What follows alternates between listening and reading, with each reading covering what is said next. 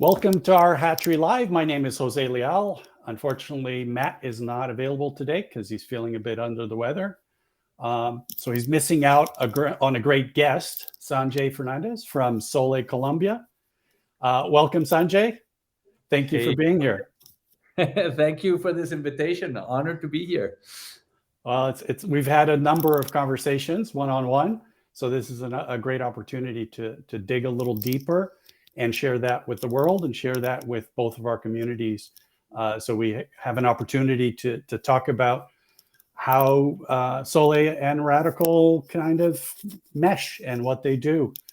We've been doing some work and trying to figure that out. It's still early stages, but we're doing that. And not so early anymore. Now we're doing podcasts together, and we're working it to see if we get to Mexico together. Absolutely, absolutely. So tell us first a little bit about you, and how did you come upon Sole, Okay. and what does that mean? Okay. So it's always horrible to have to talk about oneself. So anyway, maybe I'll start with this story, and it starts with my mom gave me a poem a couple of years ago, like 2 years ago. She found a poem that I had written when I was 12 years old. And I do not like poetry, especially. So I was quite surprised to have a poem. But it was a poem where I read it, and it was a poem about how, since I've been 12, probably maybe before, I've been concerned with inequality, with some people having more and some people having less, and why we live in a system in which that is there, no, like that's possible, that we live and we're okay with some having more, some having less. And that's been a question for me throughout my life, and I didn't know it had been such a long standing question. But then I studied economics. I also worked in the public sector. I also studied arts. I worked like in the educational world. I always thought education was the solution for everything, but I remember having a teacher in university, my first economics teacher, saying the problem is not education. You can't save this with education. The problem is money, and that's what you have to solve. So anyway, having that as a background, I another part of my life is I never learned how to play an instrument. I never learned how to play the piano. And so I kind of got frustrated because I love music and I wanted to make music. And I ended up making music with these devices, with computers and with machines.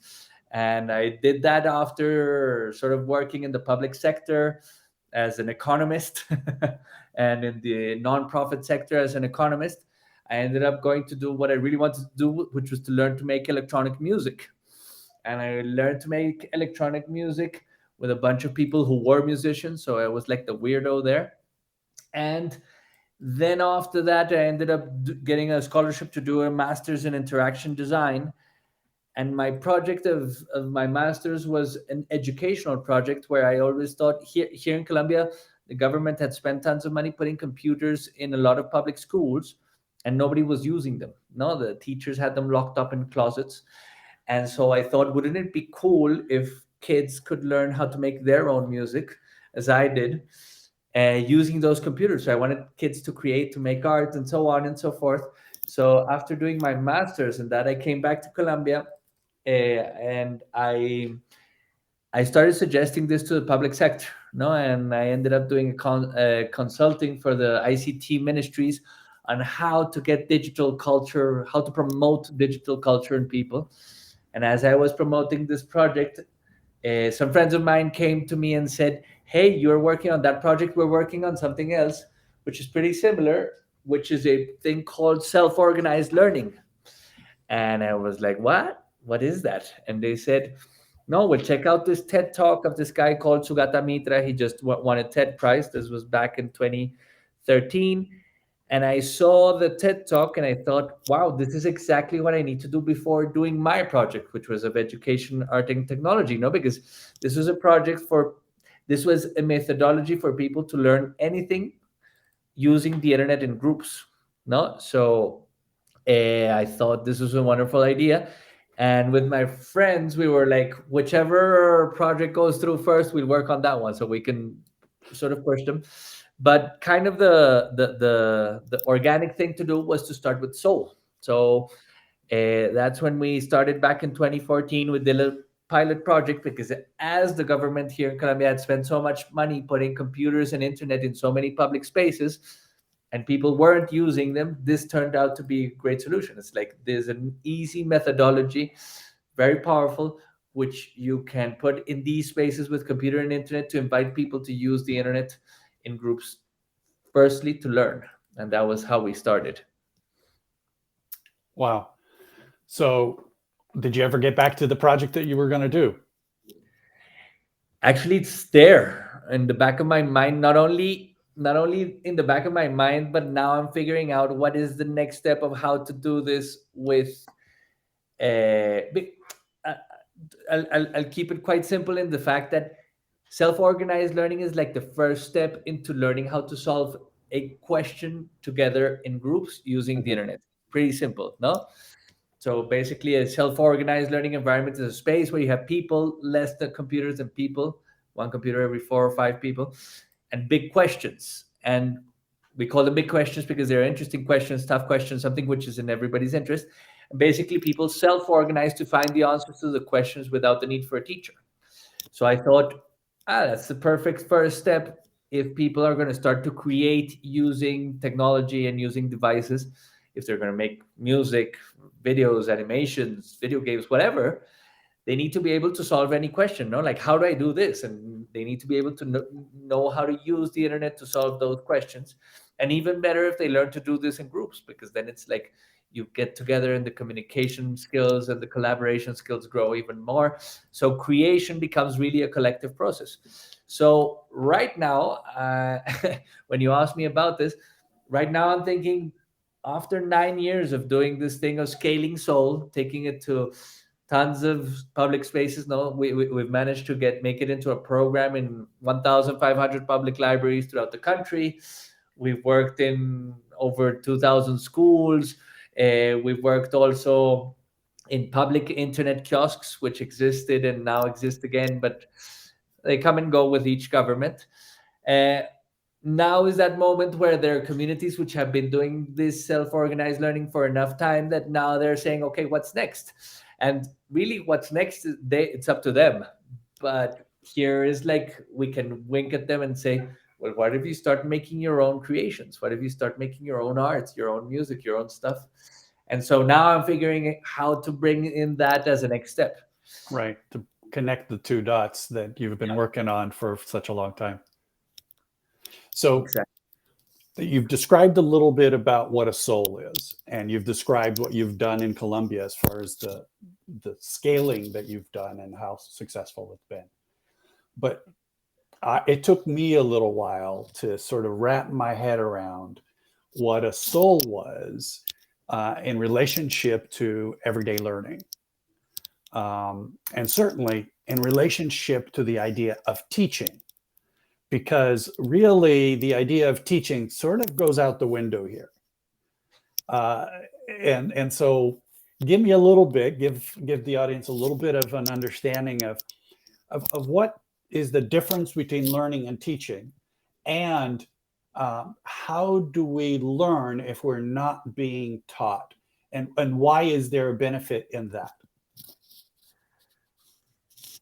So when I went to school, probably when you went to school too, we were told what we needed to know. No? Yeah, absolutely. So my teachers told me, Sanjay, 1 + 1 = 2, right? That was the way I was taught. I think the big switch behind self-organized learning is that now the teacher doesn't say, Sanjay, this 1 + 1 = 2. What the teacher does is say, Sanjay, do you think you can find out what 1 + 1 equals? How? You have your companions, you have the internet, go ahead. And that's kind of switching the whole situation, because now it's through a question that I become curious about something. And maybe it would be even cooler if the teacher didn't say, Sanjay, do you know what 1 + 1 equals? Or Right.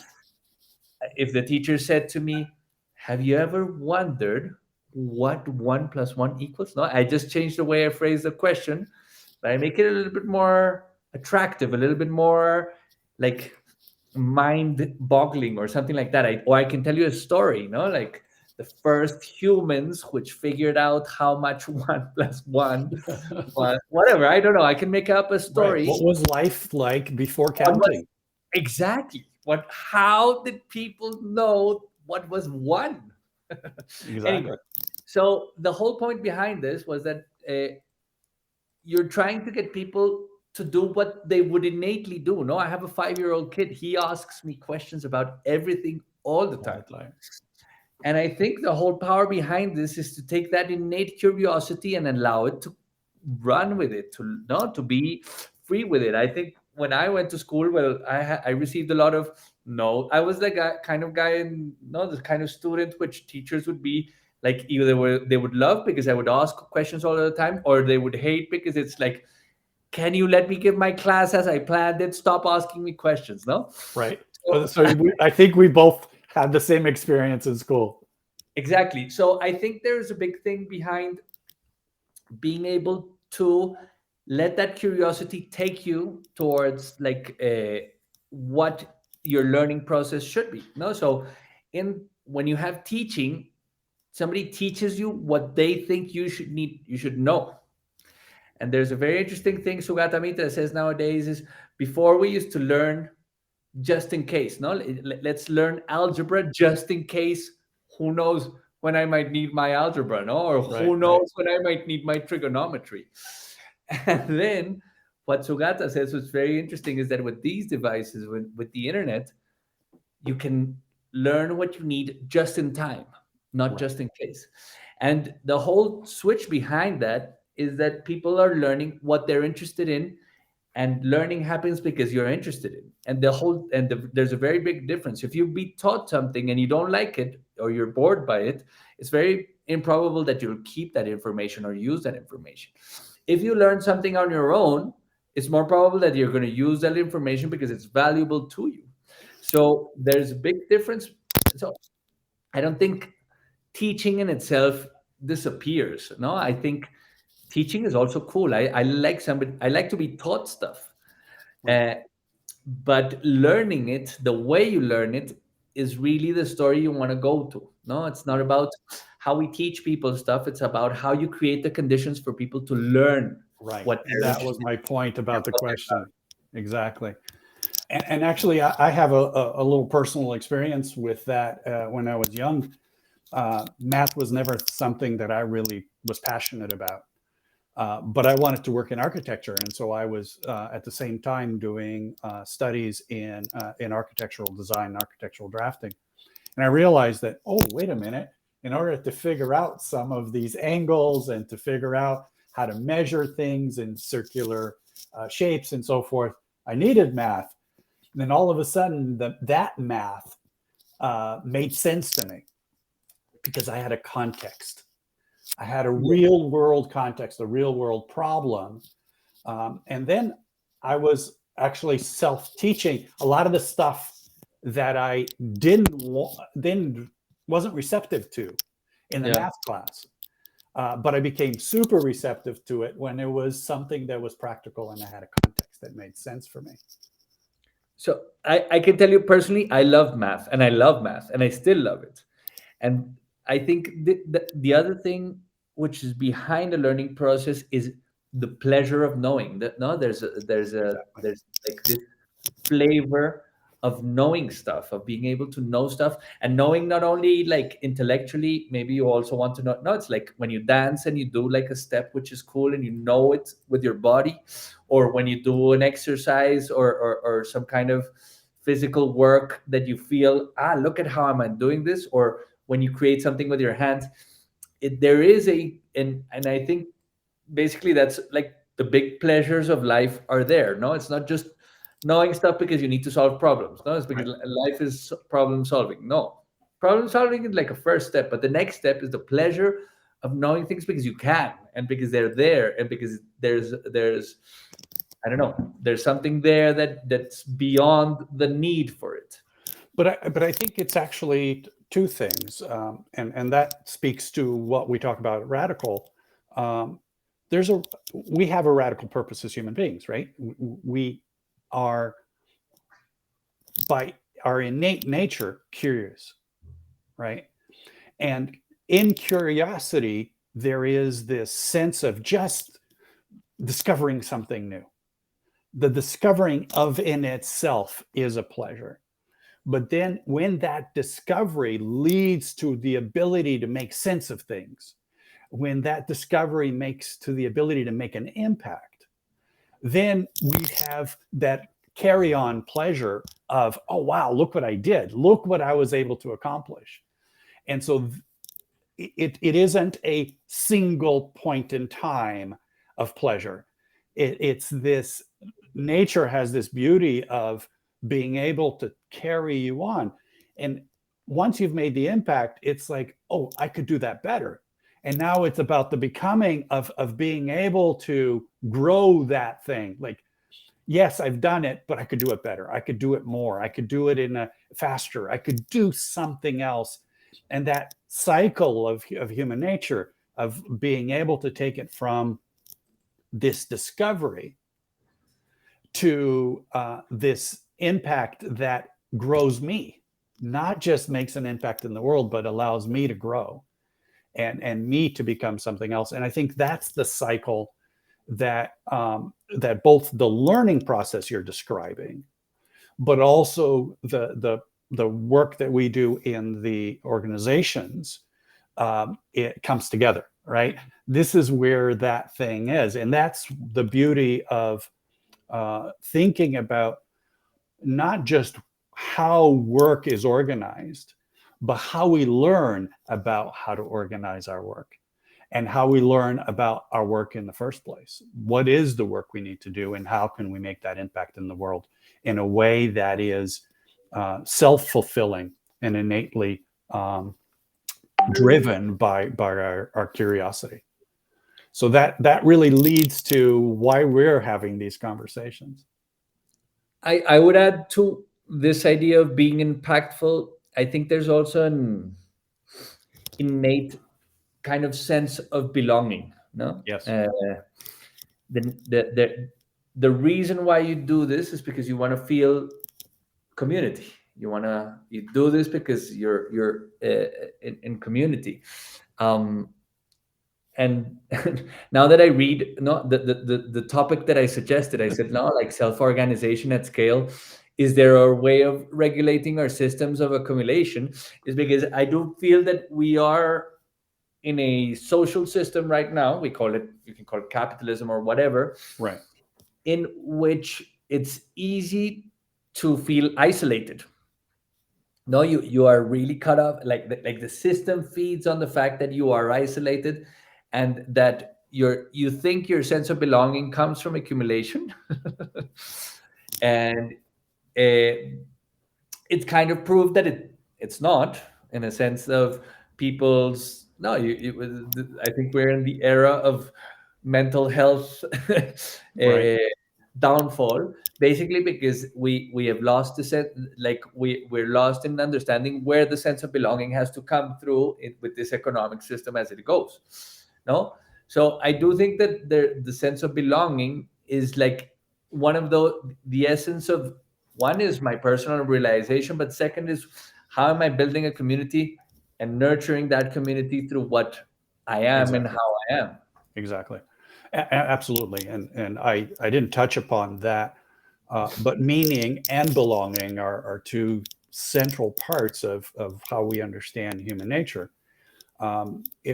You know, the need for meaning is what drives curiosity, right? And the need for belonging is what drives.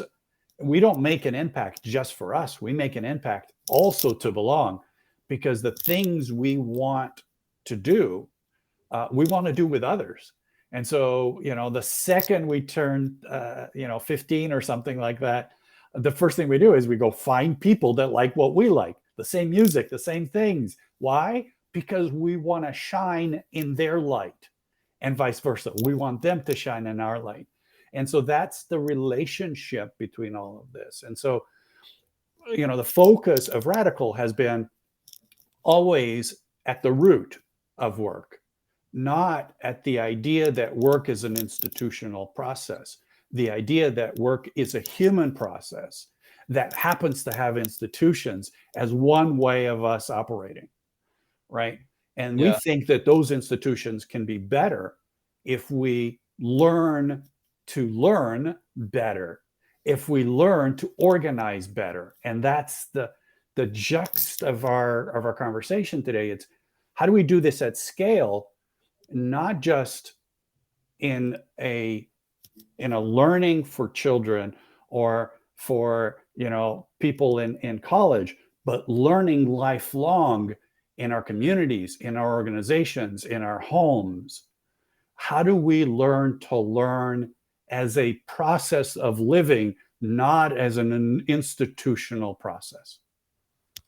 Well, that's what we're inviting people to do, basically through Soul. No, it's like have a space where you come together to answer questions, big questions, together using the internet, and get it as make it a habit. No, it's like you go to church, or you go to the Soul, or you go to the football match, or you go to the choir or the book reading club. You go to Souls. No, you go to meet in these communities. So I'll give you an example of what we're working on now. I've told you a little bit about this in previous conversations. We're working in communities, in rural communities, in areas most affected by armed conflict here in Colombia. No?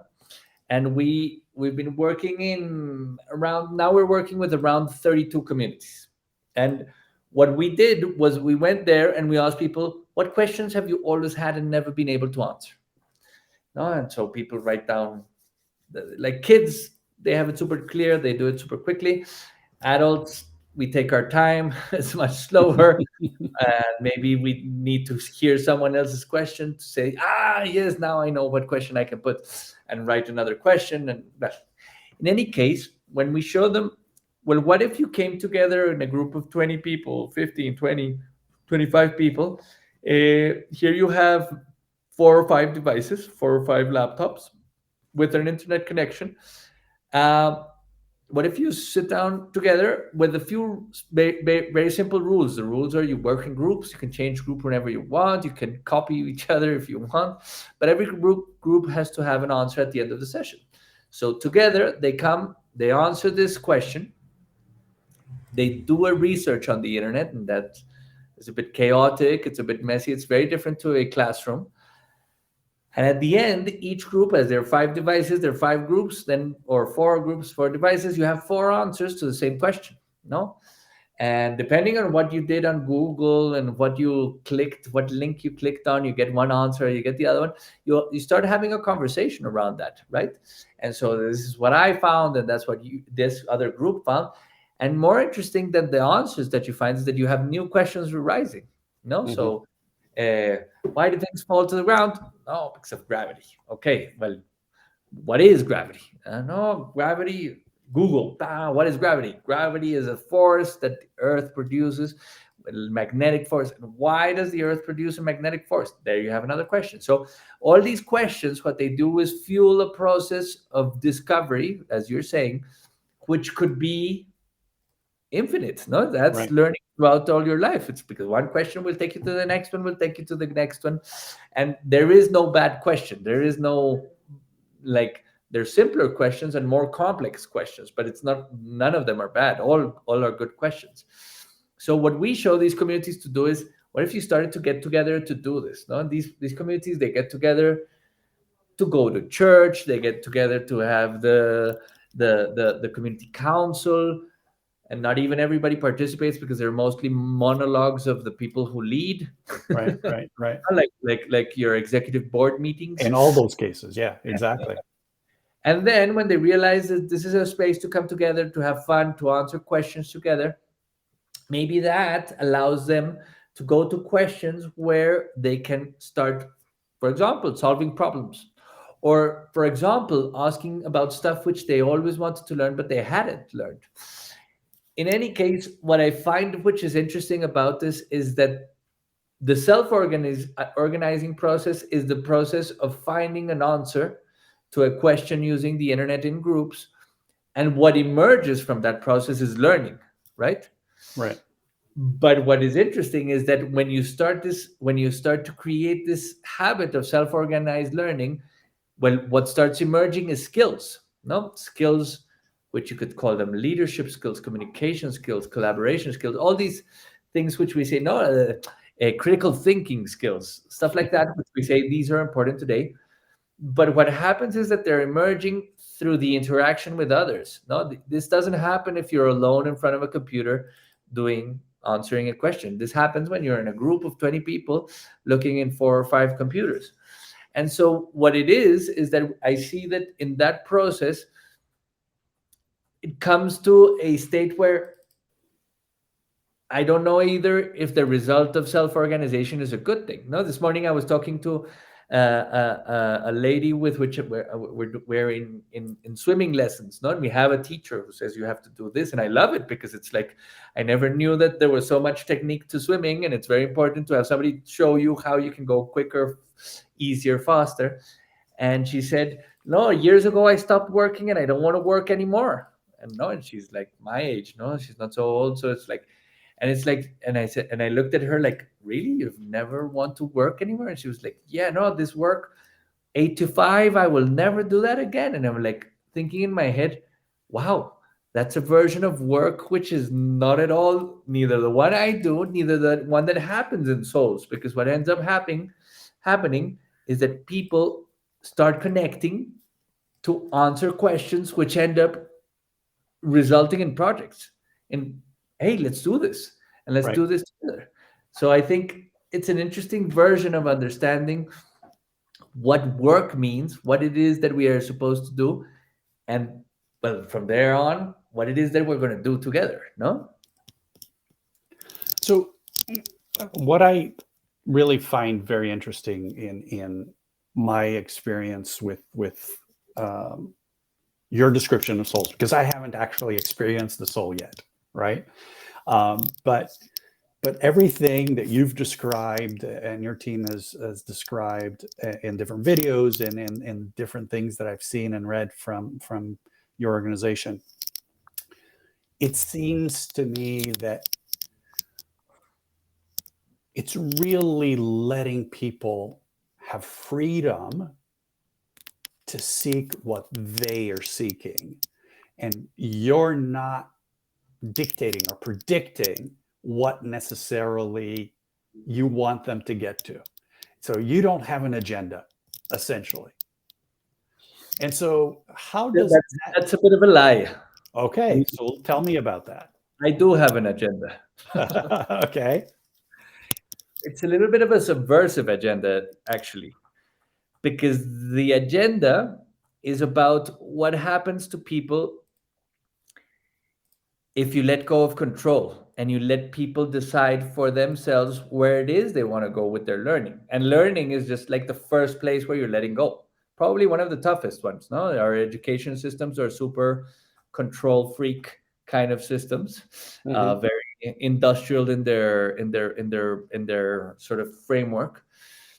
But it is the agenda is, if you allow people to have autonomy and to choose where it is that they want to go, where will that take us as a whole at scale? No, so when I said let's talk about self-organization at scale, is imagine if instead of public schooling being as it is right now around the world, what if it was self-organized learning environments and everybody learned this way, and everybody said, trigonometry?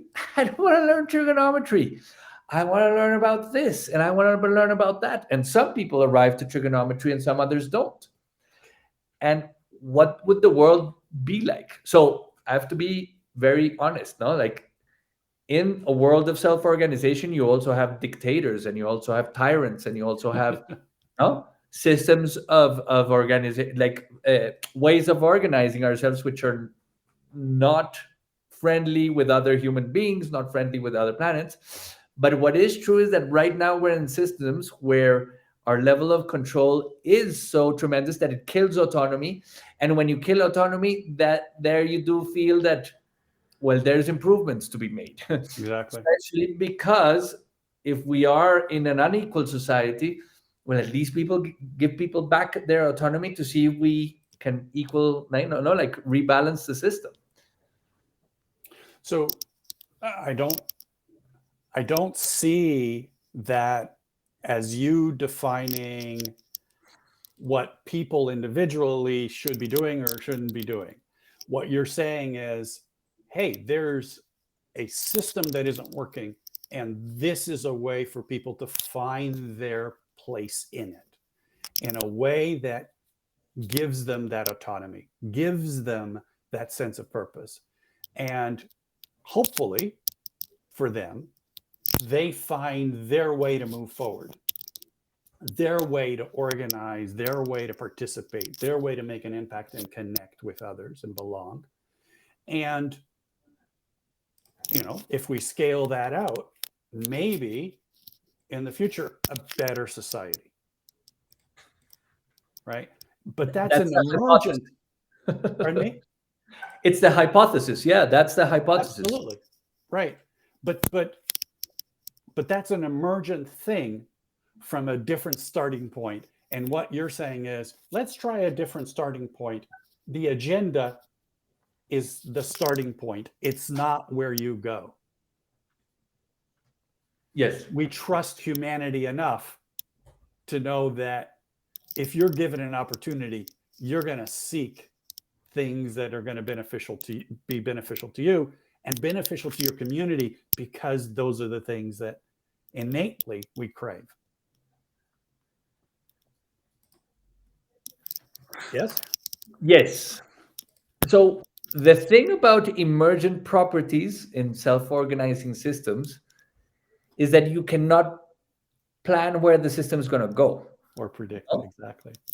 So one of the things that I do think is interesting about the self-organized learning and the reason why we do it is because not only do people this this possibility of autonomy come through, but also it creates community. In its nature is creating community. So it's like, where do you want to go? Okay, but you don't have to go alone, no? Right. Which is like, it's really tough to go alone places, no? Being self-taught is like super tough. Trying to start being an entrepreneur is super tough. No, like most things which you have to do on your own tend to be very energy demanding. It's easier to do stuff together. Organizing a group is also really tough. No, it's not. And especially as groups grow in sizes, it's even more difficult. No, I've always wondered how corporations work. No, how do you get thousands of people to organize themselves? That's why we're so obsessed with control, because it's like, Exactly. I think I need to control it for this to work. Exactly. No, but then you have the market system, and the market system is also a self-organizing system, which works. It works very well. The problem is it spits out some people. No, some pay the price, and not only people, the animals and plants also pay the price. But it's a self-organizing system. So the question that I think is behind this is, how do you make the system healthier? Right. No, how do you make a system? I started speaking about equality, no, and being a more equitable system. I think when we talk in Soul Columbia, we talk about how do we make a more equitable and more beautiful world, because we think beauty is a sort of like proof of health, no, like of a healthy system. And I think it does has to do with changing our versions about how accumulation is like behind one of these problems between the market system, and how control is wrong behind the systems of organization like the state, no, the nation state. So I know I'm going a bit far away, but this is all to say, it all comes down to the essence of, you start with small groups doing things, no, and you start increasing in scale, and this thing obviously gets out of hand. It's you cannot plan where it's going to go. But what is interesting is, if from the beginning you have a certain ethics, no, a certain there is a logic behind a self-organized learning environment, which is, dude, you have to share devices, and having to share from the beginning is like, well, you have to share. Right, So right. nobody can keep it. Nobody can like take it home and keep the computer. No, nobody can hoard the internet connectivity, the data. No, it's like, no, you have to share it.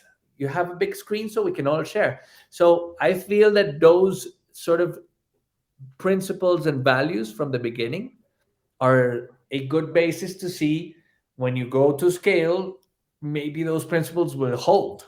Right. Well, and we have an educational system for the most part around the world that the objective is to separate. You learn individually. Your grade is your grade. Your failure is your failure. Your success is your success. Right. And we intentionally, I mean, we don't have grades for teams. We don't have success for teams. We have a system that does not look at belonging as a part of the human complex system. We Yeah. look at belonging as something you do in between the learning process. Go and have recess, you know? Now you can go and play. Right, right. No, you cannot talk, you cannot interact, you cannot care for your fellow student if they're having a tough day. That's not your job. You're here to be a student. So we're essentially, our learning systems are divisive, not only controlling, but divisive. We separate each other. And what I'm hearing you say is, one, this is about bringing us back together into this belonging community, and that this belonging community, as you said, hopefully becomes a habitual way of us seeing how we live, seeing how we work, seeing how we organize, and how we build our societies moving forward. I can tell you, there's one phrase. There was this guy in one of these communities I told you about in rural Colombia where we're working, and he said something so powerful after the first soul session. He said, "Wow, it's been a long time since we came together as a community to talk like this. No, Yeah, and we never come together like this anymore. No, and it's, I find it very interesting because I also think the technology that we have is, no, it transforms our behaviors in certain ways. No, so I'm a big promoter of the internet, at the same time as I know that a lot of it sucks. No, polarization, disinformation. No, there's all these stories happening around this, but at the same time I feel that there's such fantastic things behind what happens with this possibility. No, you and I would have never met if it weren't for the internet. No, absolutely.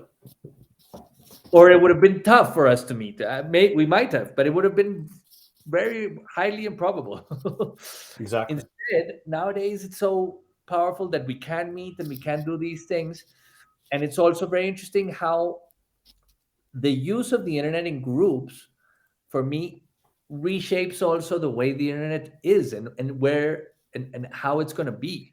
Because, of course, no, the big corporations have designed tech for you to consume, and so they've designed it so that you use it on an individual device, which you're like, no, just me, and I can do, no, and I'm stuck here, and I don't talk to the person who's next to me, and because I'm here with myself.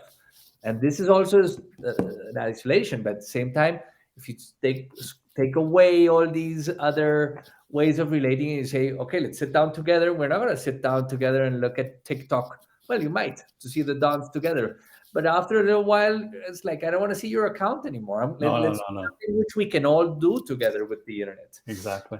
And so, yeah, I do think there's like many little nudges to the system, which this self-organized learning environments does. But it also has made me discover that people would do this anyway. No, it's just we gave it a name. People would do this anyway. It's just that we have such rigid systems of control people feel they need to ask for permission for that. Exactly. And that's I mean, the radical story is around defining that system of control, right? That's the message that we're working on, is to say this system that we have, this fiat system is what we call it, a system of where somebody, the teacher, the the mayor, the boss, the CEO, they feel and have a community that says force is okay. It's okay for somebody to tell me what to do, not because of how wise they are, how caring they are, but because of their position. And as we know, you can have wise and not so wise people in those positions. And so that's the thing.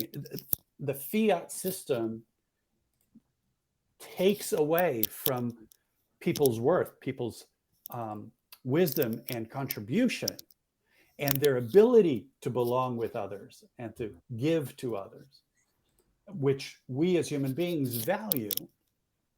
But the system separates those two things, right? Can I ask you a question? Why do you call it a fiat system? Fiat, as in the order giving. So a system that, like the fiat money, the dollar is worth something because I say so, right? As a king, here's the order: there shall be X, and that's a fiat command. And that's where our society has come from, right? It's come from this idea of royalty that have the ability to make statements that are imposed on the population because they have this supposed innate or godly given right to tell us what to do.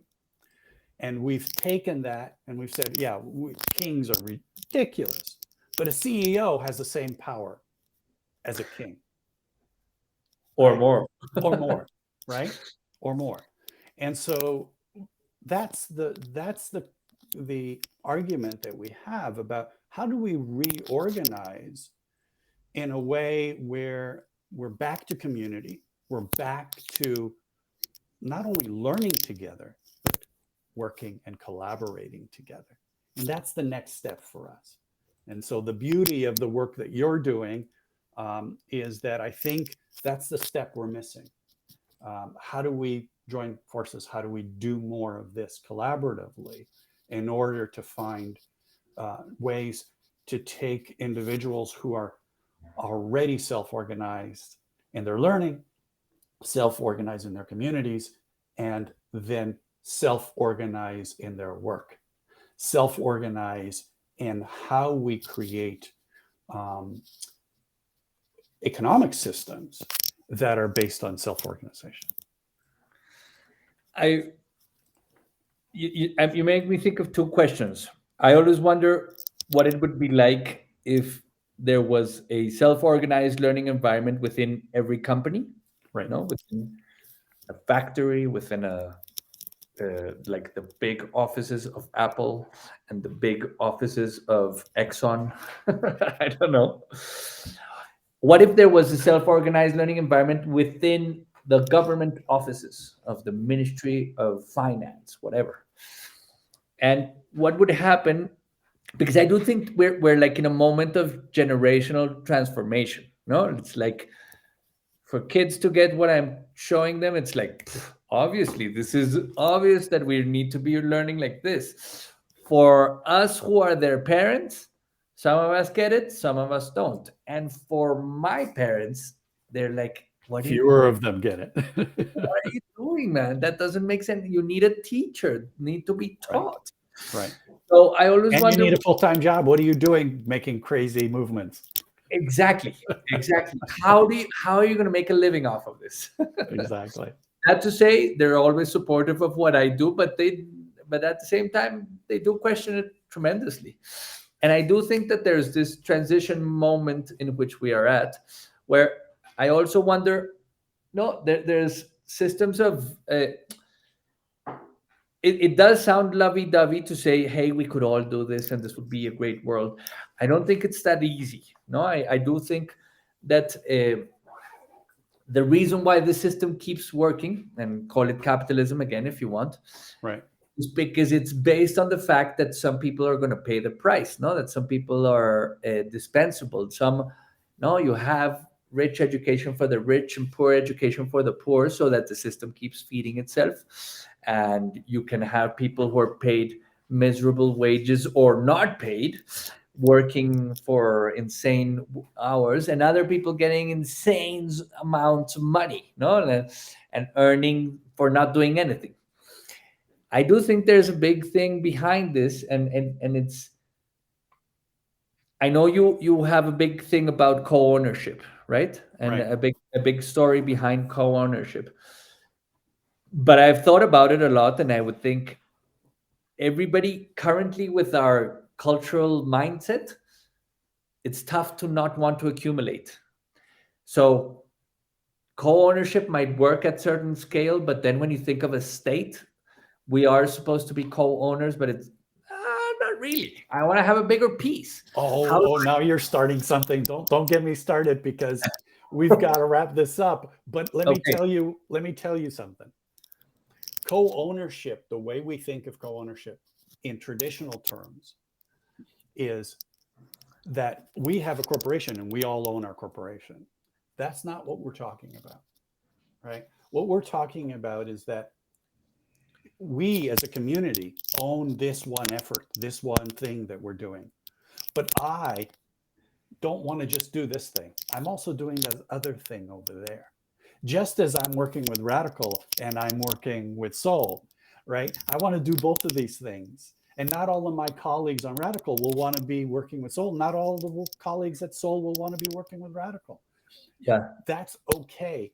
But I want to be a co-owner in the sense that my benefits from this are shared to me, not equally, by the way, by deserving. The more I contribute, the more I want to get out of it. I don't want to be treated like everybody else if I'm working harder.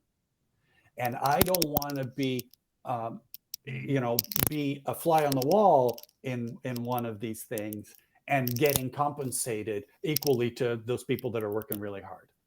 So I think we need to be clear about what co-ownership means.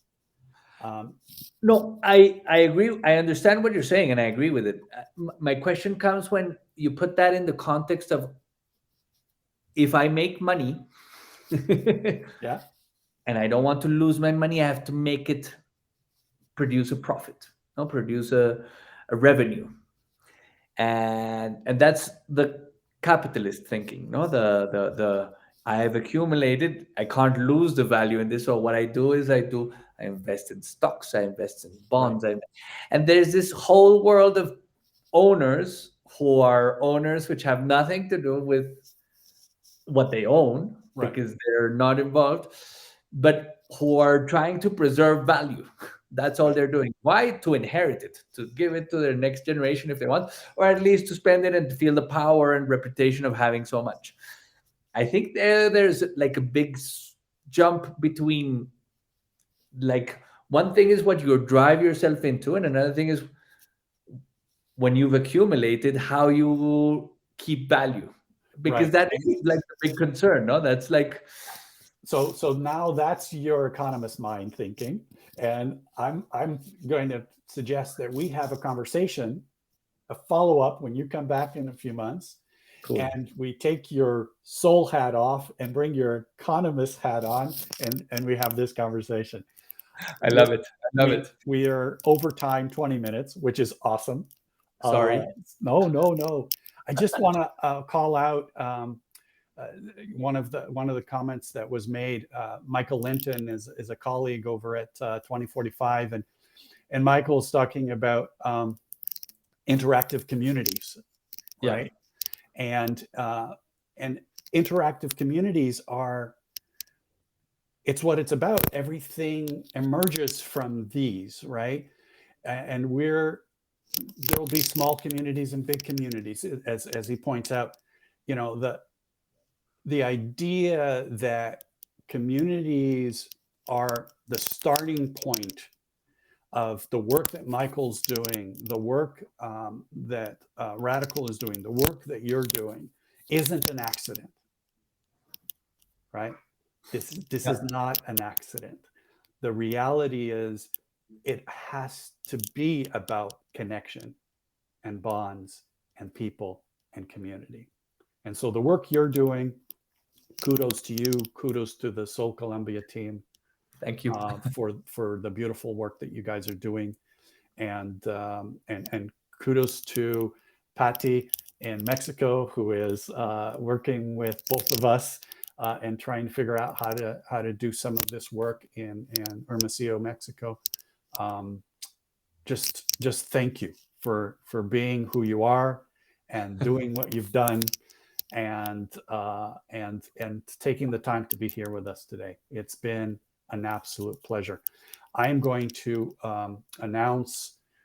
You've been talking about capitalism. You've said it sort of as this. You might call it capitalism a couple of times. Next week, no, it's real. it is and it isn't. Next week we've got Cory Doctorow, famous author and the co-author of Checkpoint Capitalism. Cory is in Toronto. I'll be in Toronto next week. And so I'll be coming from the same place that Cory is. I'm assuming he'll be in Toronto as well next week, but I know that that's his home base. So again, Cory Doctorow for Checkpoint Capitalism, join us here next week. And we'll probably follow up from the conversation that we had today. Sanjay, again, thank you. It's been awesome. Thank you so much. This just got me started. We'll have to get you back in a couple of months. We'll do it. Continue the conversation. To be honest, I've always read about Cory, and so I'm very curious. I would love to have a conversation with him eventually, if that's possible. Because I think there's many things here which resound in our mutual work. Absolutely. Thank you again. So much, Jose, for this invitation. I've enjoyed it a lot. Thank you to everybody who's been listening, to Michael Linton for your comments. Thank you. Have a lovely day. Cheers.